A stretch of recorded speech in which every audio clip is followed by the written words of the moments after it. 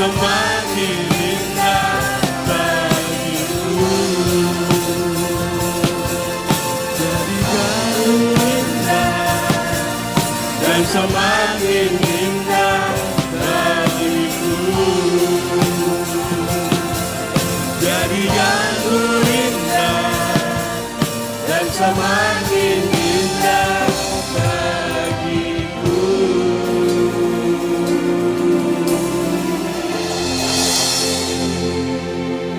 Mari kita deklarasikan nama Yahweh, kita bangkit berdiri bersama-sama, kita naikkan pujian Shema Yisrael.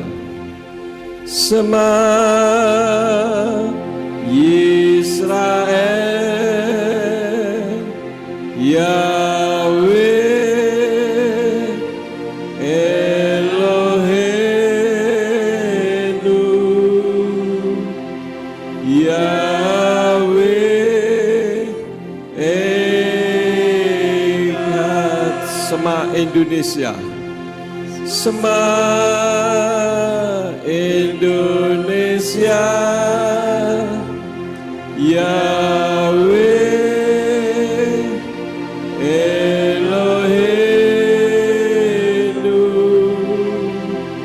Yahweh Echad. Shema Ambarawa, Shema Ambarawa, Yahweh Eloheinu, Yahweh Echad.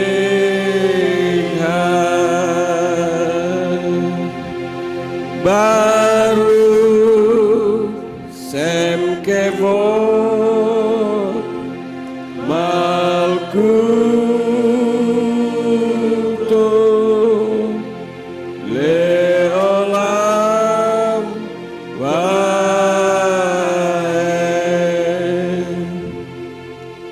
Dengarlah hai Yisrael, dengarlah Indonesia, dan dengarlah Ambarawa. Yahweh Elohim kita itu Echad. Dia adalah satu-satunya Tuhan yang layak dan berhak untuk menerima segala pujian, hormat, dan syukur. Karena Engkaulah ya Tuhan, pencipta alam semesta jagat raya dan bumi beserta dengan isinya. Terima kasih untuk penjagaan pemeliharaan Tuhan di dalam kehidupan kami setiap hari, sehingga pada hari ini kami dapat berkumpul bersama-sama untuk memuji dan meninggikan nama Tuhan. Sebelum kami mendengarkan isi hati Tuhan, pada pagi hari ini secara khusus kami berdoa untuk orang-orang yang dalam keadaan sakit. Pada hari ini kami berdoa untuk Pak Yong Abraham yang sedang ada di rumah sakit. Engkau jamah Tuhan, biar kehendak-Mu yang jadi bukan kehendak kami. Segala kerinduan kami adalah hamba-Mu ini dapat dipulihkan kembali. Kami tidak mengatur Tuhan, namun apabila Tuhan izinkan biarlah dia sehat kembali. Karena itu kami berdoa untuk semua organ-organ tubuhnya. Kami berdoa bersama dengan seluruh jemaat Tuhan. Di dalam nama Yahweh Rafa Sang Penyembuh, kiranya Pak Yong Abraham Engkau sembuhkan di dalam nama Yeshua HaMashiach. Semua organ-organ tubuhnya khususnya bagian otak yang mengalami kerusakan dapat pulih kembali dalam nama Yeshua HaMashiach. Kami juga berdoa untuk Ibu Yono yang sudah lanjut usia. Kami berdoa untuk Ibu Suwarni, untuk Bapak Ibu Ginting, untuk Pak Mujiono, untuk Bapak Ibu Ngusman, untuk Ibu Pin, untuk Ibu Kusnandar, untuk Ibu Darmi, dan mungkin ada yang lain yang tidak kami sebut. Pada pagi hari ini kami memohon belas kasih-Mu Tuhan. Mereka adalah orang-orang yang sudah tidak memungkinkan datang ibadah karena lanjut usia. Namun Engkau adalah Elohim yang menjadi penghibur di dalam kehidupan mereka. Kami bersyukur apabila Pak Gianto yang beberapa waktu yang lalu juga mengalami sakit, namun hari ini telah datang kembali. Sejak minggu yang lalu kami mengucapkan syukur dan terima kasih ya Tuhan. Dan bahkan Engkau mampu menyempurnakan kesehatan tubuhnya untuk kemuliaan bagi nama-Mu. Terima kasih Bapa. Terimalah doa yang kami naikkan kepadamu untuk orang-orang yang kami kasihi ini, supaya mereka tetap dalam penghiburan kasih Elohim di dalam kehidupan mereka masing-masing. Terima kasih Bapa. Sekarang kami akan mendengarkan isi hati Tuhan. Urapi hamba-Mu dan urapi setiap kami yang mendengar firman-Mu dengan urapan yang sama, agar firman yang ditaburkan dapat kami pahami dan kami mengerti, sebagaimana Engkau memberikan pemahaman dan pengertian kepada hamba-Mu. Dan jika ada kuasa penguasa roh jahat di udara yang akan merebut kebenaran firman, kami tolak dan kami patahkan di dalam nama Yeshua HaMashiach. Pergi ke keluar, tinggalkan tempat ini dan tinggalkan setiap hati dan pikiran kami, baik yang ada di ruangan ini maupun yang mendengarkan dari rumah masing-masing, supaya kami dapat memahami firman-Mu sebagaimana Engkau memberikan pemahaman dan pengertian kepada hamba-Mu. Terima kasih Bapa, berikan kemampuan kepada kami bukan hanya untuk mendengar firman-Mu saja, melainkan juga melakukannya di dalam kehidupan kami. Terima kasih Bapa. Demi nama Adonai Yeshua HaMashiach kami berdoa dan mengucap syukur. Haleluya. Semua yang percaya katakan amin. Silakan duduk. Bapak Yahweh memberkati. Shalom Aleichem. Puji Bapak Yahweh, pada saat ini saya akan membawakan firman sesuai dengan flyer yang sudah saudara terima, yang berjudul Tidak Tahu Berterima Kasih. Apa sebetulnya yang dimaksud dengan tidak tahu berterima kasih? Seringkali ada pepatah mengatakan habis manis sepah dibuang. Artinya setelah seseorang tidak mampu memberikan keuntungan di dalam kehidupan kita, maka kita tidak memperdulikannya. Itu sama saja dengan melupakan kebaikan. Kenapa saudara-saudara? Intinya hanya satu, karena mempertahankan egonya, sehingga dia bisa tidak tahu berterima kasih. Di dalam kitab suci ada seseorang yang tidak tahu berterima kasih. Kita membuka di dalam kitab 1 Raja-Raja pasal yang ke-11. 1 Raja-Raja pasal yang ke-11 ayat 4 sampai ayat yang ke-11. Demikian bunyinya. Dan terjadilah pada waktu Salomo sudah tua, istri-istrinya itu membelokkan hatinya kepada sesembahan-sesembahan lain, dan hatinya tidak sepenuhnya berpaut kepada Yahweh Elohimnya seperti Daud ayahnya. Demikianlah Salomo mengikuti Astoret, dewi orang Sidon, dan mengikuti Milkom, dewa kejijikan orang Amon. Dan Salomo melakukan apa yang jahat di mata Yahweh, dan tidak dengan sepenuh hati mengikut Yahweh seperti Daud ayahnya. Kemudian Salomo mendirikan bukit pengorbanan bagi Kamos, dewa kejijikan orang-orang Moab, di bukit yang ada di depan Yerusalem, dan bagi Molok, dewa kejijikan Bani Amon. Dan demikianlah yang telah dia lakukan untuk semua istri asing yang membakar dupa dan yang berkorban kepada sesembahan-sesembahan mereka.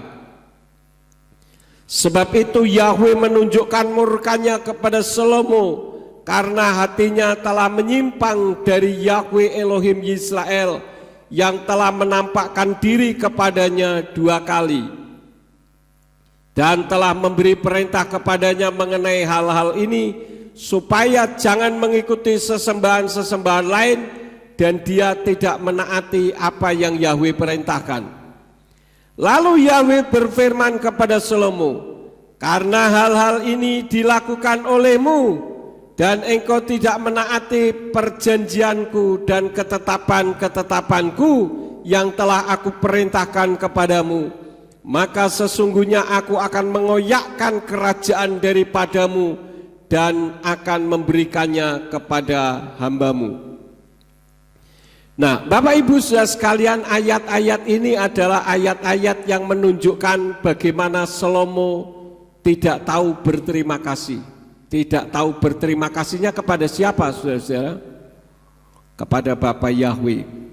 Karena istri-istrinya. Ya, ini karena kebanyakan istri ya, begitu saudara-saudara ya. Salomo istrinya ada berapa? 700 istri. Bayangkan, ini asrama putri pertama. Istrinya 700, gundiknya berapa? 300, jumlahnya semua 1000. Gila tidak, saudara-saudara ya? Ini hipersek super, saudara-saudara. Nah, bagaimana Salomo tidak tahu berterima kasih? Dia lupa bahwa kesuksesannya itu dari Elohim. Sebagaimana kita ketahui bahwa Salomo menjadi orang yang terkaya pada zaman itu, dan bahkan kitab suci katakan sampai detik ini masih belum ada yang bisa mengalahkan. Dan semuanya itu berasal dari Elohim, tetapi dia tidak introspeksi diri. Karena itulah maka untuk supaya kita selalu berterima kasih, maka kita perlu introspeksi diri. Kenapa di ruang tamu sana ada gambar-gambar yang saudara lihat itu? Itu bukan untuk kesombongan, tetapi itu adalah sejarah perjuangan saya. Sehingga saya yakin karena Bapa Yahweh akan terus membawa saya naik menuju kepada puncak, maka supaya tidak sombong perlu introspeksi. Introspeksinya bagaimana? Ketika saya melihat gambar-gambar itu, saya merefleksi, ingat dahulu bagaimana perjuangannya. Kita belum punya gereja, waktu itu ada beberapa ibu-ibu yang berdoa di pinggir jalan sana, ada di gubuk kecil, gubuk untuk pembakaran batu bata ya. Dulu waktu bukit doa juga begitu, kita berdoa duduk di tumpuan batu. Itu semua harus diingat bagaimana perjuangannya, sebab kalau tidak maka kita akan menjadi sombong dan melupakan bagaimana Bapa Yahweh yang berkarya di dalam kehidupan kita. Kekayaan Salomo yang sangat luar biasa itu bukan karena kehebatannya. Saudara memiliki apa yang saudara miliki saat ini, itu bukan karena kehebatan saudara, tetapi semua karena Bapa Yahweh. Sehingga kita bisa mengucap syukur kepadanya. Coba kita membuat ayatnya, kita membaca di dalam 1 Raja-Raja 10. Kita buka ayatnya 1 Raja-Raja 10 ayat 26 sampai 27. Dari Indonesian Literal Translation dikatakan demikian. Dan Salomo mengumpulkan kereta-kereta dan orang-orang berkuda. Dan dia mempunyai 1.400 kereta dan 12.000 orang berkuda. Dan dia menempatkan mereka di kota-kota kereta dan bersama Raja Yerusalem. Dan raja membuat perak di Yerusalem seperti banyaknya batu-batu, dan dia membuat pohon ara seperti pohon ara yang ada di dataran rendah banyaknya. Bayangkan saudara-saudara, kitab suci menceritakan bagaimana kehebatan kekayaan Salomo. Peralatan makannya saja terbuat dari emas. Dan bahkan kitab suci katakan pada zamannya di Yerusalem perak itu seperti batu-batu. Sekarang ada orang jual perak enggak saudara-saudara? Ada ya, itu perak dijual. Pada zaman itu perak enggak laku. Karena saking kayanya Salomo. Saudara bisa membaca lebih lanjut bagaimana harta kekayaan Salomo sangat luar biasa. Dan dia menyadari bahwa semua itu dia dapat dari Bapa Yahweh. Tetapi gara-gara istri-istrinya yang dari asing, yang memiliki sesembahan-sesembahan yang berbeda, maka Salomo rela meninggalkan Bapa Yahweh.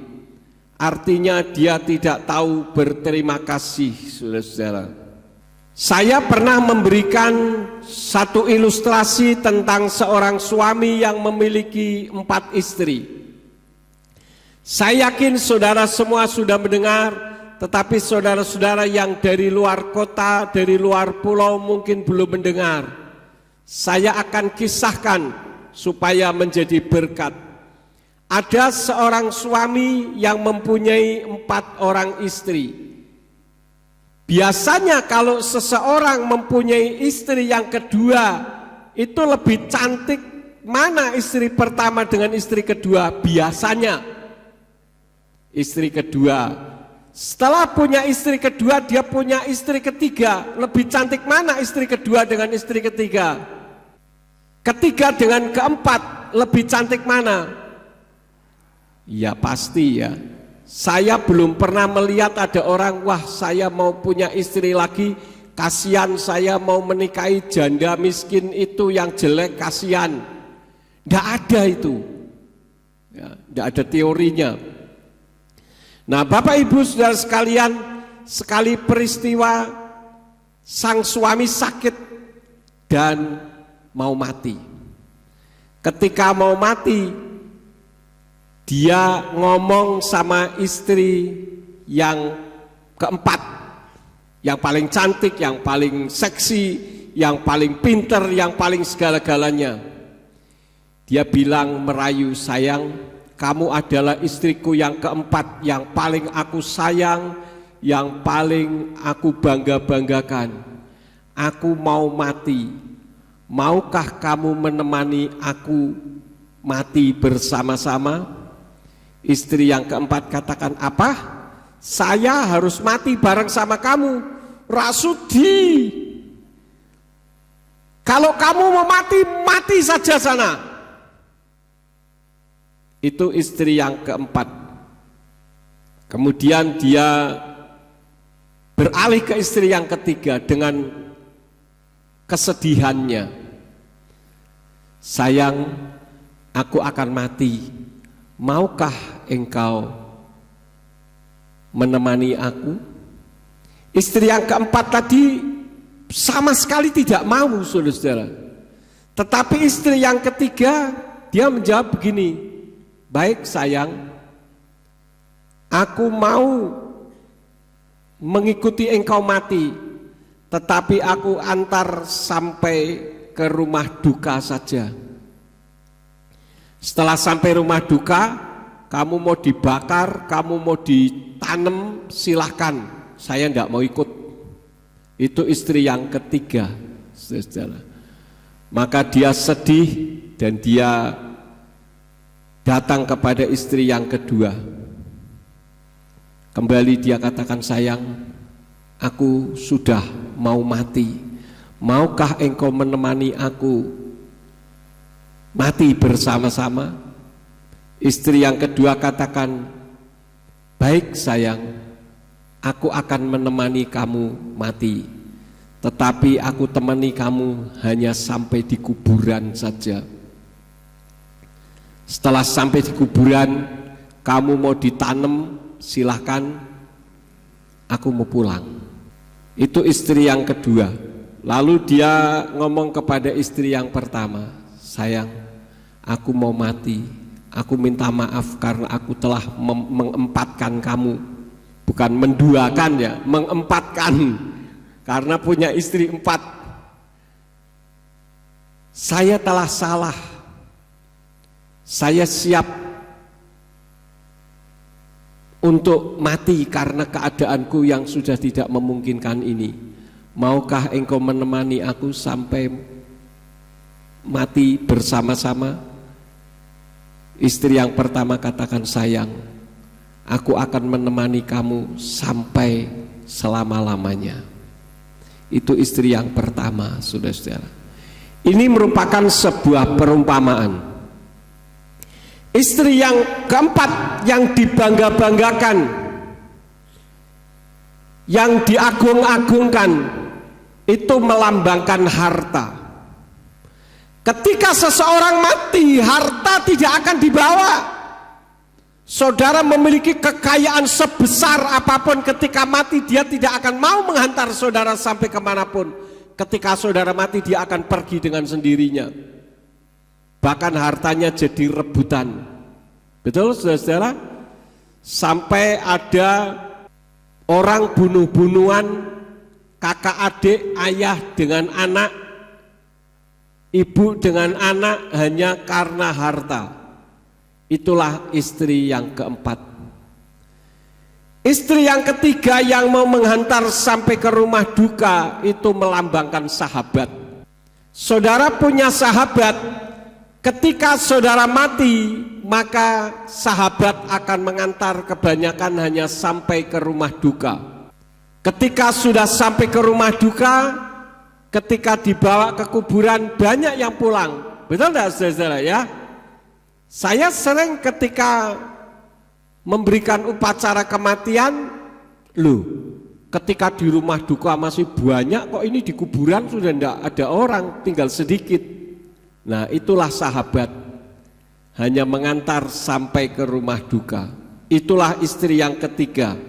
Istri yang kedua itu merupakan lambang keluarga yang mengantar saudara sampai di kuburan.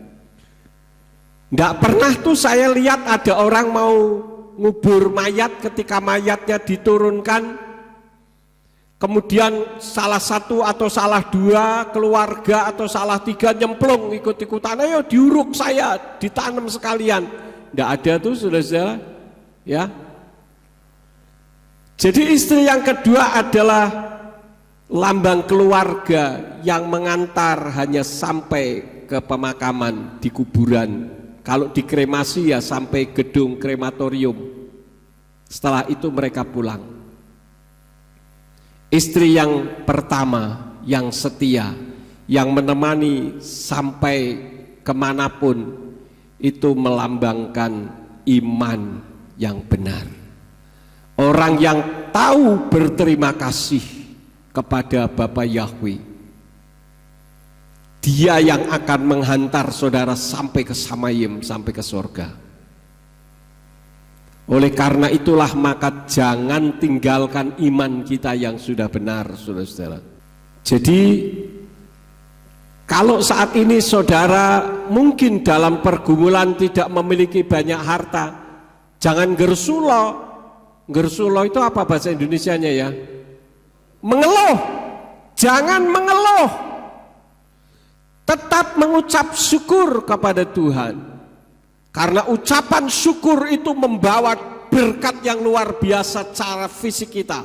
Nanti saya akan terangkan di sana. Jadi utamakan iman. Kalau sudah berbicara iman, itu berbicara tentang kesetiaan. Jangan baru gerimis sudah menyerah. Tuhan, saya mau ke gereja, tapi kok gerimis ya Tuhan. Nanti saya pilek Tuhan, pilek sungguhan saudara-saudara. Tapi kalau pergi kok bisa? Itu aneh saudara-saudara ya. Tapi kalau untuk pergi ke gereja kok enggak bisa? Saudara juga jangan dibiasakan kalau pergi ke gereja terlambat. Nah, yang hari ini terlambat rasakno. Kalau saudara pergi naik kereta api sudah ditentukan jamnya, jam 7 misalkan mau ke Jakarta, jam berapa saudara mau sampai stasiun? Jam 7 kurang 5 menit itu stasiun sudah ditutup, sudah tidak bisa masuk. Kurang 5 menit tuh, itu sudah tidak bisa. Kalaupun dipaksakan bisa ya lari-lari. Begitu jamnya teng jam 7 dia berangkat. Kok bisa? Tapi kalau ke gereja kok selalu terlambat.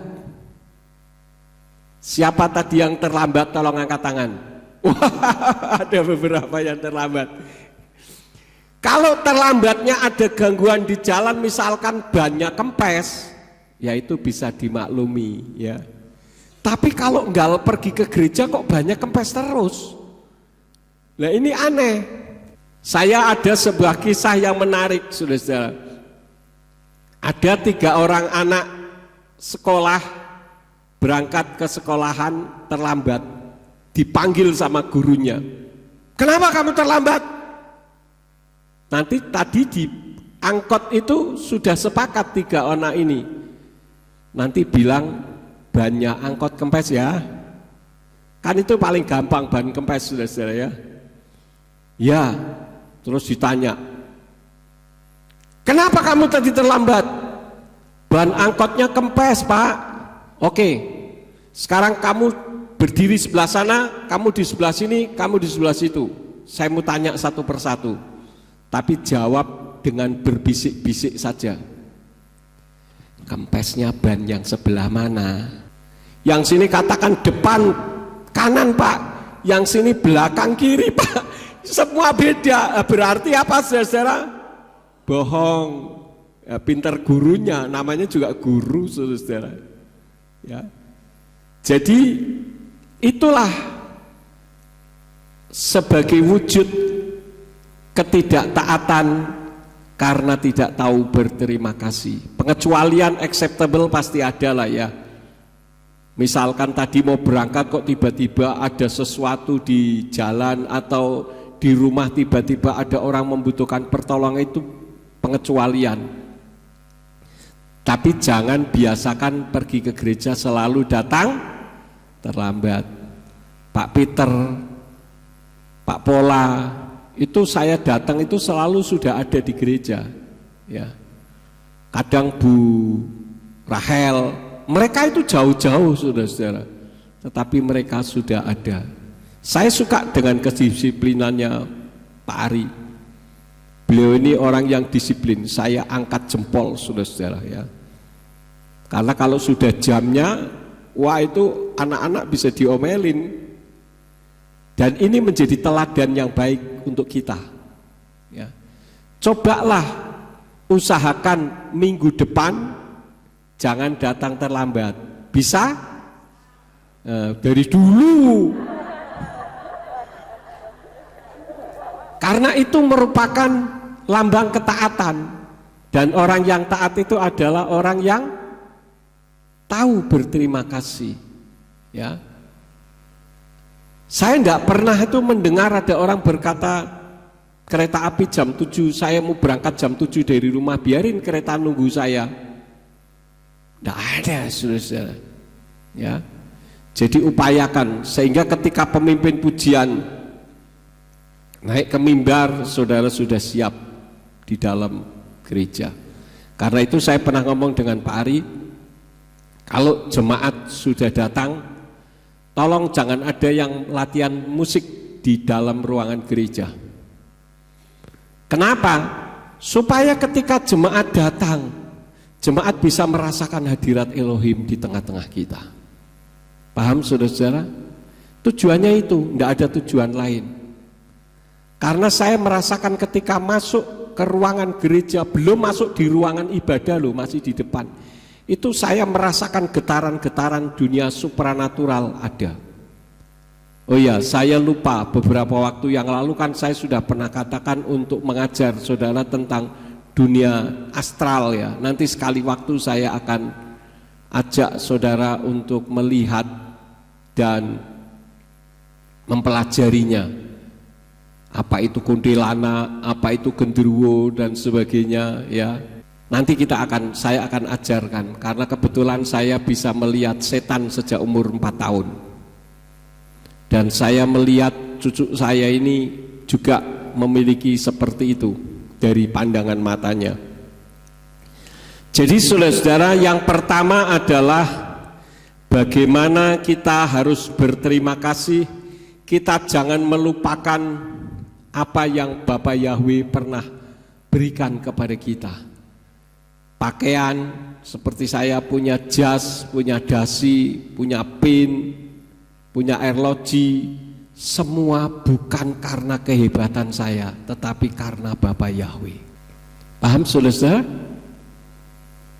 Kemudian yang kedua, Salomo juga lupa bahwa hikmat yang ada di hatinya itu dari Bapa Yahweh juga. 1 Raja-Raja 3 ayat 11 sampai 13 berbunyi demikian dari Indonesian Literal Translation. Lalu Elohim berfirman kepadanya, oleh karena engkau telah meminta hal ini dan tidak meminta umur panjang atau kekayaan bagi dirimu, atau meminta nyawa musuhmu dan telah meminta kearifan bagimu untuk dapat mengerti hukum, lihatlah, aku telah melakukannya sesuai dengan permintaanmu itu. Lihatlah, aku memberikan kepadamu hati yang penuh hikmat dan pengertian, sehingga sebelum engkau tidak ada seorang pun seperti engkau, dan sesudah engkau tidak seorang pun akan bangkit seperti engkau. Dan aku juga memberikan kepadamu apa yang tidak engkau minta, baik kekayaan maupun kehormatan, sehingga tidak akan ada seorang pun seperti engkau di antara raja-raja sepanjang umurmu. Bayangkan saudara-saudara, itu yang Bapa Yahweh berikan, hikmat. Saudara memiliki hikmat seperti apa yang saudara alami saat ini, khususnya untuk mengerti tentang nama Bapa Yahweh, itu datang dari Bapa Yahweh dan dari Yeshua HaMashiach. Ayat-ayatnya ada. Jadi Bapak Ibu Saudara sekalian, kita harus mengucap syukur dan tidak melupakan kebaikan Tuhan, artinya kita tetap berterima kasih kepada Tuhan. Amin. Kalau saya katakan saudara, tadi pada saat saya naik ke atas, saudara tahu saya ini siapa? Nama saya? Nah, itu sebetulnya adalah perlu disyukuri. Kenapa? Karena saudara masih mampu mengenali orang. Saya ingat kejadian Pak Wisman beberapa tahun yang lalu, 10 tahun sudah ada kali ya, Pak Wisman waktu tabrakan itu 10 tahun sudah ada Pak, lebih ya. Pak Wisman itu masuk rumah sakit di Jogja, itu dia tidak ingat siapa-siapa saudara. Istrinya sendiri tidak ingat, sudah pulang dari rumah sakit tuh. Apa namanya? Kalau orang tidak ingat itu apa namanya? Amnesia. Jadi kalau sekarang sudah bisa ingat istrinya, anaknya, itu patut mengucap syukur kepada Tuhan. Ya. Jadi segala apa yang bisa kita lakukan, patut kita berterima kasih kepada Tuhan. Jangan hanya kita berterima kasih ketika kita mendapatkan uang kaget, uang yang tidak kita prediksi kita dapatkan, baru kita berterima kasih mengucap syukur kepada Tuhan. Saya sudah sering kali katakan, ketika seseorang mengucap syukur kepada Tuhan, biasanya saudara kan mengundang orang-orang untuk apa saudara? Berdoa dong. Berdoa, setelah itu baru makan-makan. Saya sudah katakan itu tidak salah, tetapi satu hal yang sering kali kita lupakan, saudara mengeluarkan dana berapa, itu seharusnya juga dipersembahkan sejumlah dana itu untuk gereja, bukan untuk saya loh, untuk gereja. Itu sebagai bentuk ucapan syukur, saudara-saudara. Paham? Itu yang sering kali saya sampaikan. Bukan hanya Salomo, Hizkia juga tidak tahu berterima kasih. 2 Tawarik 32 ayat 24 sampai 25. Dari Indonesian Literal Translation katakan 2 Tawarik 32 ayat 24 sampai 25. Pada hari-hari itu Hizkia jatuh sakit bahkan hampir mati, dan dia berdoa kepada Yahweh dan dia beriman kepadanya dan memberikan suatu tanda baginya. dan Hizkia tidak berbalik sesuai dengan kebaikan yang dilakukan kepadanya, karena hatinya telah menjadi angkuh sehingga terjadilah murka di atasnya dan ke atas Yehuda serta ke atas Yerusalem. Sudah disembuhkan dari sakit, tapi dia tidak tahu berterima kasih kepada Yahweh. Berapa banyak seringkali kita lakukan seperti itu. Kita baru mengucap syukur, kita baru berterima kasih kepada Yahweh ketika kita mendapatkan sesuatu yang positif. Anak misalkan dapat berkat, bisa sekolah, kita mendapatkan kenaikan pangkat, kemudian apalagi banyaklah ya sesuatu yang positif yang kita alami, baru kita mengucap syukur kepada Tuhan. Tetapi ketika kita melihat satu kenyataan keluarga kita sakit misalkan, bisakah kita mengucap syukur kepada Tuhan? Kemarin saya banyak kontak dengan Ibu Meta, istri dari Pak Yong Abraham. Saya bersyukur Ibu Meta tetap bisa berterima kasih kepada Tuhan dengan segala apa yang terjadi.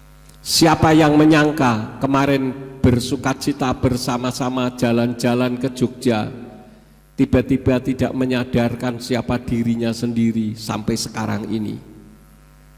Bahkan saya semalam ditelepon, kondisinya semakin menurun.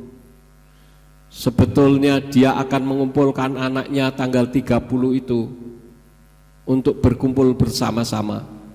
Tapi karena ada yang membatalkan, akhirnya ikut piknik ya 1 hari sebelumnya.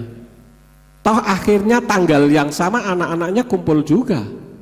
Nah ini saudara ya, terkadang kita mengabaikan hal-hal yang sepele. Saya ini saudara, saya menyadari saya ini berkali-kali nyawa saya itu mau hilang. Karena itu ketika saya melek mata bangun pagi, saya masih berada di ruang tempat tidur saya berterima kasih kepada Tuhan. Apalagi saya ada sakit jantung. Ada berapa banyak orang tidur tidak bangun. Pernah dengar ada orang mati tidur? Jadi ketika kita, sebetulnya bukan hanya saya tapi saudara juga, ketika saudara bangun tidur masih di ruangan tidur, jangan mikirnya bayar utang piye yo. Lupakan itu saudara-saudara. Berdoa kepada Bapa Yahweh supaya Tuhan buka jalan untuk membayar hutang kita. Berdoa kepada Bapa Yahweh supaya problem saudara Tuhan yang menyelesaikannya. Tapi bukan berarti kita diam saja. Maksudnya saudara melakukan aktivitas, tetapi izinkan Tuhan yang berperkara. Berperkaranya saudara adalah kepada Tuhan. Itu saja. Jadi jangan sampai kita seperti Hizkia, kita seperti Salomo yang tidak tahu berterima kasih. Isai juga tidak tahu berterima kasih, saudara-saudara. Sudah dijagakan ternaknya saat ada acara penting, anaknya dilupakannya. 1 Samuel 16 ayat 10 sampai 13. 1 Samuel 16 ayat 10 sampai 13 dari Indonesian Literal Translation dikatakan, dan Isai telah menyuruh ke-7 anak-anaknya lewat di depan Samuel. Tetapi Samuel berkata kepada Isai, Yahweh tidak memilih di antara mereka ini. Lalu Samuel berkata kepada Isai, apakah ini semua anak-anakmu? Dan dia berkata, masih ada yang termuda yang sebenarnya dia sedang merawat kawanan ternak. Lalu Samuel berkata kepada Isai, utuslah orang dan bawalah dia, karena kita tidak akan duduk berkeliling sampai dia datang ke sini. Kemudian Isai mengutus orang dan membawa Daud masuk, dan dia tampak kemerah-merahan dengan mata yang indah dan wajah yang tampan. Dan Yahweh berkata, bangkitlah, urapilah dia, karena itulah dia. Lalu Samuel mengambil tanduk berisi minyak dan mengurapinya di tengah-tengah saudara-saudaranya. Dan sejak hari itu sampai seterusnya, Roh Yahweh turun ke atas Daud, lalu Samuel bangkit dan pergi ke Rama. Isai melupakan Daud karena dianggapnya icik cilik, ora kanggo. Kan begitu, seringkali kan kita menganggap enteng, saudara-saudara. Anak-anak hati-hati, saudara-saudara ya. Saya ini mendidik Pak Simeon dengan Dina itu dengan hati-hati. Sejak kecil ketika saya pelayanan keluar kota, saya tidak tahu apakah mereka ingat atau tidak. Kalau saya pelayanan ke Semarang waktu itu ke Jalan Nias, karena saya diminta untuk mengisi khotbah di situ, itu jam 4 itu sudah saya bangunkan, saudara. Dulu belum ada tol, saya sudah bangunkan, saya siapkan semuanya bersama dengan Bu Yakob, dan setelah itu mobilnya di bagian belakang saya kasih kasur, saya bawa dua-dua tidur di belakang, saya nyetir kendaraan. Saya disiplin mereka, saudara. Dan jangan saudara anggap, Pak masih kecil Pak, enggak usah pergi sekolah minggu lah, bikin gegeran tok. Hati-hati saudara. Ini bahaya. Sekali waktu kelak nanti ketika sudah remaja atau pemuda, saudara bisa dibuat pusing oleh anak saudara atau cucu saudara yang tidak bergereja.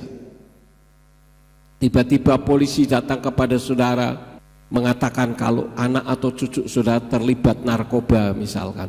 Loh, dia baik-baik saja kok Pak. Ya baik-baik saja di depan Anda, tapi di belakang Anda tidak tahu. Hati-hati saudara. Karena sejak umur 0 sampai 6 tahun itu kalau komputer itu menginstal, saudara-saudara ya, itu menginstal. Jadi hati-hati. Kalau saudara tidak hati-hati, saudara sendiri yang akan kecewa dibuatnya nanti. Paham saudara? Semua yang saudara lakukan itu diikuti.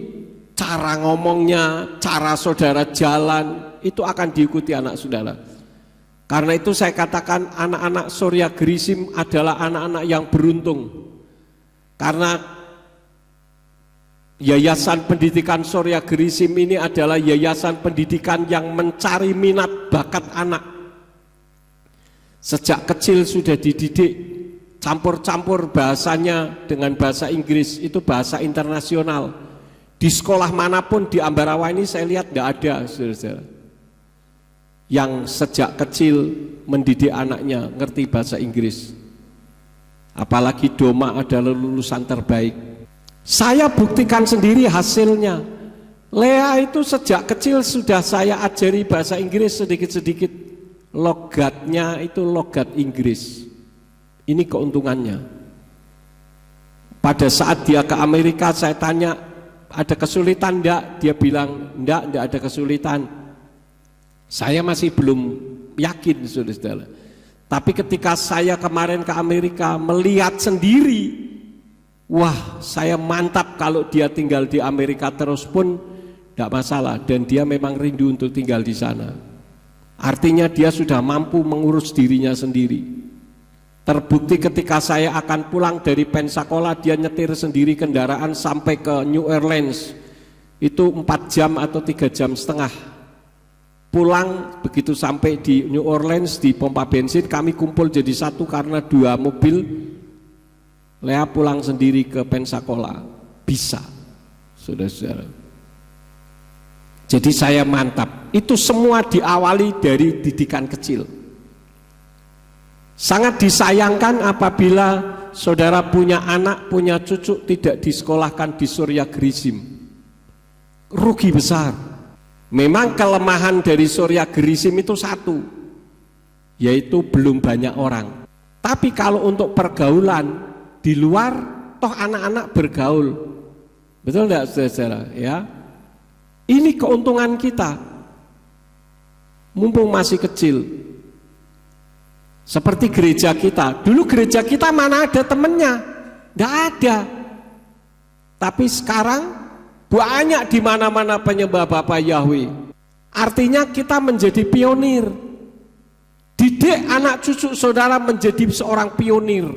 Ini sangat penting. Kenapa saya ulang sekali lagi? Jangan sampai kita punya sekolah yang terbaik, justru anak kita disekolahkan di tempat yang tidak terbaik.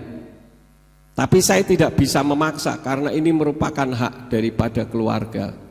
Termasuk di dalam keluarga itu juga jangan melupakan kebaikan, saudara-saudara. Ya. Ini kalau dijabarkan sangat luas sekali. Waktunya tidak memungkinkan. Sekarang saya akan lanjutkan bagaimana agar kita tidak disebut sebagai orang yang tidak tahu berterima kasih, khususnya terhadap Tuhan. Yang pertama, Mazmur 90 ayat yang ke-12. Mazmur 90 ayat yang ke-12 dari Indonesian Literal Translation katakan, maka beritahukanlah kepada kami agar menghitung hari-hari kami supaya kami dapat membawa hati yang bijaksana. Hati yang bijaksana adalah hati orang yang tahu berterima kasih kepada Tuhan. Bisa mensyukuri dengan apa yang bisa kita alami. Tadi saya sudah sampaikan kita bisa bangun dari tidur saja itu berkat. Ada orang yang tidur tiba-tiba bangun tidak bisa bangun lagi. Kisahnya Pak Yong kemarin itu sudah bangun, sudah mandi, sudah apa-apa, duduk, tiba-tiba dia kejang-kejang. Coba saudara bisa bayangkan, kita tidak tahu kapan waktu kita. Jadi kita bisa bangun, tidur itu saja merupakan berkat. Jadi jangan saudara selalu berpikir yang disebut berkat di otak dan hati kita adalah kalau saudara mendapatkan uang. Itu terlalu picik, saudara-saudara. Kita sehat itu berkat. Saudara masuk rumah sakit di oksigen itu bayar, saudara-saudara. Saudara bisa menghirup oksigen setiap hari tanpa bayar kepada Bapa Yahweh. Apakah itu tidak perlu disyukuri? Saudara punya anak, saudara punya cucu, anak cucu keturunan saudara termasuk menantu saudara tidak memberontak kepada saudara. Itu juga berkat. Kita bisa melihat itu juga berkat, saudara-saudara. Saudara bangun tidur, saudara bisa merasakan dingin, hangat, panasnya air, itu juga berkat. Jadi jangan selalu menilai berkat itu uang. Ketika tidak punya uang, matanya melotot sana, melotot sini. Kalau dipandangin langsung matanya tajam. Ngapain lu lihat-lihat gua? Dalam hatinya begitu. Yang punya mata masa tidak boleh dilihat. Saudara makan, saudara bisa merasakan rasa manis, asam, asin, getirnya makanan yang saudara makan. Itu patut disyukuri, ya.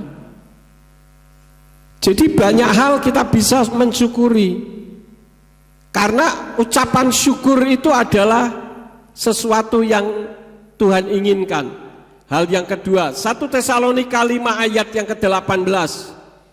Dari Indonesia Literal Translation katakan mengucap syukurlah dalam segala hal karena inilah kehendak Elohim di dalam Hamasya Yeshua bagi kamu. Kenapa Tuhan memerintahkan kita mengucap syukur? Karena ketika kita mengucap syukur tubuh kita itu mengeluarkan hormon, saudara-saudara. Hormon apa? Di dalam tubuh manusia itu ada banyak hormon. Yang pertama hormon serotonin, ya, hormon serotonin itu adalah hormon yang memberikan rasa damai. Ketika saudara bisa melihat indahnya matahari terbit, atau kalau sore-sore saudara bisa melihat sunset, matahari terbenam, itu mengeluarkan hormon. Melihat pemandangan yang indah itu mengeluarkan hormon karena saudara merasakan ada rasa damai. Kemudian yang kedua adalah hormon melatonin. Hormon melatonin adalah hormon yang menyebabkan saudara mengantuk, yang juga disebabkan karena pasokan oksigen ke otak kita kurang. Jadi kalau saudara bisa ngantuk, bisa tidur, itu patut disyukuri. Asal jangan tidur terus. Lah kalau tidur terus, gelebak kanan, gelebak kiri, kitab Amsal katakan itu sifatnya orang yang malas. Jadi kalau sudah bisa tidur, saudara bisa tanya Bu Yakub ya, saya kalau tidur itu kalau sudah merem tidak perlu nunggu 1 menit wis bablas angin. Saudara, saya itu paling gampang tidur karena saya tidak memegang beban di dalam otak dan pikiran hati saya. Nanti saudara akan tahu kenapa kita harus seperti itu. Yang ketiga adalah hormon endorfin. Hormon endorfin ini muncul yang membuat kita bisa tertawa jika ada yang lucu. Misalkan melihat ulah bayi yang menggemaskan, nonton lawak misalkan, itu mengeluarkan hormon endorfin ketika saudara tertawa. Makanya ada terapi tertawa, kelompok tertawa. Kerjaannya apa? Yang cuma guyu hehehe, karena itu mengeluarkan hormon yang disebut endorfin, saudara-saudara. Jadi hormon-hormon itu semua muncul karena dari tubuh kita sudah diberi sesuatu yang luar biasa oleh Bapa Yahweh. Yang keempat, hormon kolesitokinin. Kolesitokinin ini adalah hormon yang membuat kita puas. Tanpa munculnya hormon ini, orang tidak akan merasa puas. Walaupun saudara punya istri yang cantik, saudara punya suami yang ganteng, saudara memiliki kekayaan yang hebat, mobil yang bagus, tidak akan merasa puas karena hormon kolesitokinin ini tidak keluar dari kehidupan saudara. Itulah sebabnya ucapan syukur itu penting. Kemudian hormon yang kelima yaitu hormon dopamin. Hormon dopamin ini adalah hormon yang memberikan kita jatuh cinta, membuat kegembiraan yang meluap-luap seperti saat dalam permainan bersama satu grup. Ada orang bermain satu grup rame-rame pada ketawa, itu mengeluarkan hormon dopamin. Nonton bola ketika bolanya masuk gol, sampai saudara pernah melihat ada ibu-ibu nonton sepak bola, malah dia ikut main ke tengah-tengah lapangan, saudara-saudara, ya ikut nendang-nendang dan sebagainya. Itu karena hormon dopaminnya banyak. Sukacita yang meluap-luap tanpa sadar kalau dirinya penonton, tapi dia ikut-ikutan mau main.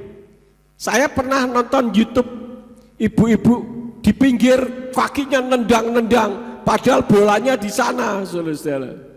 Nah, itu akibat dopamin. Kemudian yang keenam adalah hormon oksitosin. Hormon oksitosin ini muncul ketika suami istri melakukan hubungan intim. Ada rasa cinta yang memuncak. Seperti misalkan seorang ibu yang sedang menyusui bayinya, itu ada rasa sukacita yang cinta yang meluap-luap. Sehingga ada seorang ibu yang rela mati untuk anaknya. Jadi kalau saudara ulang tahun, jangan saudara bersyukur karena saudara ditambahkan umur 1 tahun, tidak. Itu sebetulnya merupakan ulang tahun penderitaan sang ibu ketika melahirkan saudara. Antara hidup dan mati orang tua. Itu yang harus disyukuri, karena Tuhan memberi kesempatan ibu saudara tetap eksis, tetap hidup, sehingga saudara bisa mencintai ibu saudara. Bukan saya ulang tahun, saya tunggu hadiahnya. Bukan itu. Nah, sebaliknya, perhatikan dengan baik. Kemurungan, stres, kesedihan yang berlarut-larut, pikiran negatif, rasa takut, itu juga mengeluarkan hormon. Hormon apa, saudara-saudara? Tadi sudah ada 6 hormon, ada 1 hormon yang belum disebut, yaitu ketika saudara dalam keadaan stres, berpikir negatif, rasa takut dan sebagainya. Itu ada 1 hormon namanya, hormon apa, saudara? Hormon adrenalin. Dan jangan sampai, sebetulnya hormon adrenalin ini juga bagus, tetapi ada dampak negatifnya. Ini saya barusan ngetik menggunakan artificial intelligence, apa itu adrenalin? Dijawab begini, saya nulisnya adrenalin itu apa? Nah ini sudah dijawab, masih dijawab, tunggu sebentar.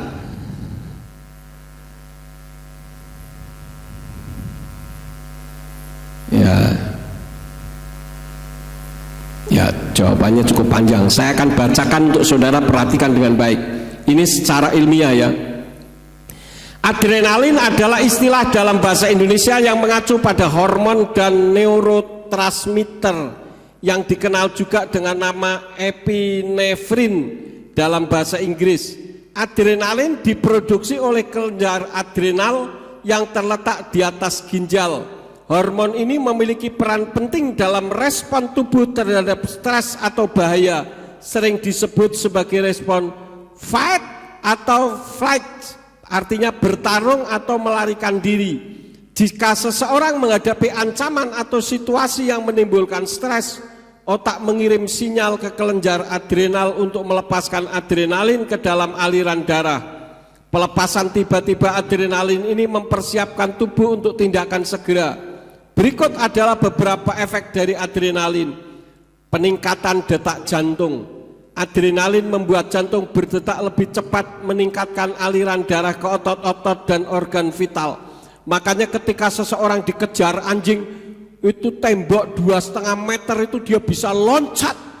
Atau ada sungai lebarnya 6 meter dia bisa terbang, saudara-saudara. Itu karena kelenjar adrenalin muncul. Itu yang disebut dengan tenaga dalam ya. Nomor 2, peningkatan tekanan darah. Adrenalin menyebabkan penyempitan pembuluh darah sehingga tekanan darah meningkat. Ini membantu mengirimkan lebih banyak oksigen dan nutrisi ke otot-otot. 3, pelebaran saluran udara. Adrenalin merilekskan otot-otot yang mengelilingi saluran udara sehingga memudahkan pernapasan dan penyerapan lebih banyak oksigen. Makanya ketika orang punya kerinduan untuk menang, maka dia mengeluarkan tenaga yang ekstra luar biasa. Yang keempat, penyedia energi tambahan. Nah ini tadi yang saya sudah sampaikan. Adrenalin merangsang pemecahan glikogen atau glukosa yang tersimpan di hati dan otot, memberikan lonjakan energi secara cepat. Glukosa itu darah, gula, saudara, yang bisa membawa power atau kekuatan. Yang kelima, peningkatan fokus dan kewaspadaan. Adrenalin meningkatkan kejelasan pikiran dan meningkatkan fokus, memungkinkan individu untuk bereaksi cepat terhadap ancaman potensial. Tadi yang dikejar anjing tadi misalkan. Atau saudara sedang tergeletak lumpuh di rumah sakit, tiba-tiba rumah sakitnya terbakar. Maka saudara dengan kekuatan luar biasa bisa bangun lari, saudara. Itu adrenalin ya. Nomor 6, peningkatan kadar gula darah. Adrenalin mempromosikan konversi glikogen menjadi glukosa di hati sehingga kadar gula darah meningkat. Glukosa tambahan ini memberikan energi tambahan bagi tubuh. Kemudian yang ketujuh, pelebaran pupil. Adrenalin menyebabkan pupil melebar, memungkinkan lebih banyak cahaya masuk ke mata dan meningkatkan penglihatan dalam situasi fokus yang intens. Penting untuk dicatat, meskipun adrenalin penting untuk kelangsungan hidup dan dapat bermanfaat dalam situasi darurat, paparan jangka panjang terhadap kadar adrenalin yang tinggi dapat memiliki efek negatif pada kesehatan. Stres kronis dapat menyebabkan kelelahan dan kelelahan kelenjar adrenal yang dapat menyebabkan berbagai gejala, termasuk kelelahan, kecemasan, dan sistem kekebalan tubuh yang lemah. Jika Anda, nah ini sudah selesai ya, perhatikan saudara, ini jawaban dari AI, Artificial Intelligence, pengetahuan kehebatan tenaga komputer, saudara. Dia bisa langsung menjawab seperti itu. Jadi kalau saudara ingin wajahnya fresh, khususnya wanita-wanita, Termasuk ibu-ibu kan kalau dibilang, waduh Bu, wajahnya hari ini mengkilat, rasanya kayak di awan-awan gitu ya. Tapi kalau Bu wajahnya kok mengkeret ngono, apa namanya, burek gitu ya. Burek itu apa?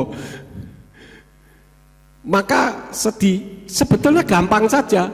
Seperti firman Tuhan katakan, hati yang gembira seperti obat. Jadi kalau kerjaannya murung, marah-marah, jengkel, wajah saudara apa ya, nggak tahulah saudara mau kasih nama apa gitu ya, ngeri saudara. Maka orang umur 35 tahun seperti umur 53 tahun. Tapi kalau dikatakan, Bu awet 6 deh, masa sih Pak gitu kan. Itu gampang saja, tinggal bersyukur ya. Itu yang pertama.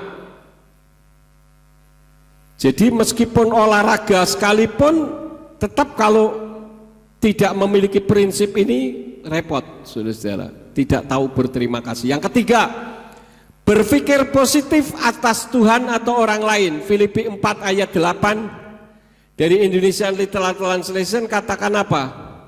Selebihnya saudara-saudara, apa saja yang benar, apa saja yang mulia, apa saja yang adil, apa saja yang suci, apa saja yang menyenangkan, dan apa saja yang patut dipuji, sekiranya ada sesuatu kebajikan dan sekiranya ada sesuatu pujian, pikirkanlah hal-hal itu. Saudara membenci seseorang misalkan, ada enggak di sini yang membenci seseorang? Ada tapi enggak mau ngaku. Kenapa saudara tidak bisa mengampuni? Karena saudara berpikir negatif atas orang lain. Setidak-tidaknya orang itu pernah berbuat baik kepada saudara. Saudara pernah menerima kebaikan orang tersebut. Itu yang dipikirkan. Jangan saudara memikirkan hal-hal yang negatif, yang tidak baik, sehingga saudara tidak tahu berterima kasih. Apalagi terhadap Tuhan, ini mengerikan sekali. Yang terakhir, yang keempat, mengasihi Bapa Yahweh. Jadi kalau saudara tidak ingin dianggap sebagai orang yang tidak tahu berterima kasih, ya kasihi Bapa Yahweh. Karena yang memberi hidup itu Bapa Yahweh, yang memberikan pengajaran itu adalah Yeshua, yang mengajarkan untuk mengasihi Bapa Yahweh. Masa berterima kasihnya kepada Allah yang tidak pernah memberikan sesuatu kepada kita? Salah pengertian itu terjadi karena Bapa Yahweh tidak membeda-bedakan orang atau tidak pandang bulu. Di dalam Kisah Rasul 10 ayat 36 dari Indonesian Literal Translation dikatakan, dan seraya membuka mulutmu, Kepa berkata, berdasarkan kebenaran aku memahami bahwa Elohim bukanlah pemandang muka. Jadi Bapa Yahweh tidak pernah memandang orang. Yesaya 45 ayat yang kelima, akulah Yahweh dan tidak ada yang lain, selain aku tidak ada Elohim. Aku akan memperlengkapimu walaupun engkau tidak mengenalku. Orang-orang yang bisa melakukan mukjizat kegeeran, seolah-olah tanpa Yahweh juga saya bisa melakukan mukjizat. Padahal yang memberikan mukjizat menurut ayat ini siapa? Bapa Yahweh, meskipun orang itu tidak mengenal. Ya, Yesaya 45 ayat 5. Kemudian satu lagi ayat terakhir, Matius 5 ayat yang ke-45 dari Indonesian Literal Translation. Supaya kamu menjadi anak-anak Bapamu yang di sorga, sebab dia menerbitkan matahari bagi yang jahat dan yang baik, dan dia menurunkan hujan bagi yang benar dan yang tidak benar. Jadi karena Tuhan tidak pernah memandang bulu, tidak pernah memandang muka, dianggapnya saya fine-fine saja, baik-baik saja walaupun saya tidak menyembah Bapa Yahweh. Keliru besar. Kalau saudara mau berterima kasih, berterima kasihlah kepada Bapa Yahweh, karena dia yang menyelamatkan saudara melalui Yeshua HaMashiach. Siapa sih Yeshua HaMashiach yang saudara sebut Yesus itu? Yeshua HaMashiach itu adalah Yahweh itu sendiri, yang turun ke dalam dunia ini. Ya. Jadi ini saja firman yang saya sampaikan kepada saudara, kiranya menjadi berkat di dalam kehidupan kita semuanya. Amin buat firman Tuhan. Mari kita bangkit berdiri bersama-sama.